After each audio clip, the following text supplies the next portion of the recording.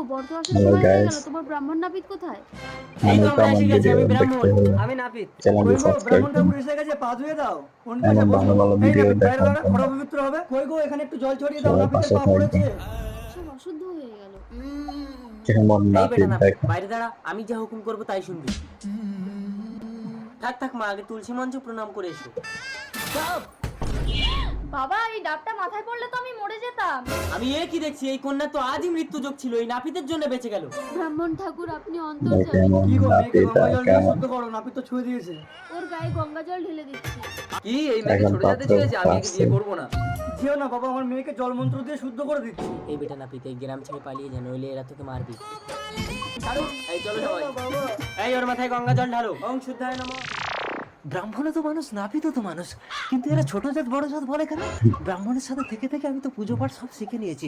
অন্য পাড়ায় গিয়ে লক্ষণ পরামর্শ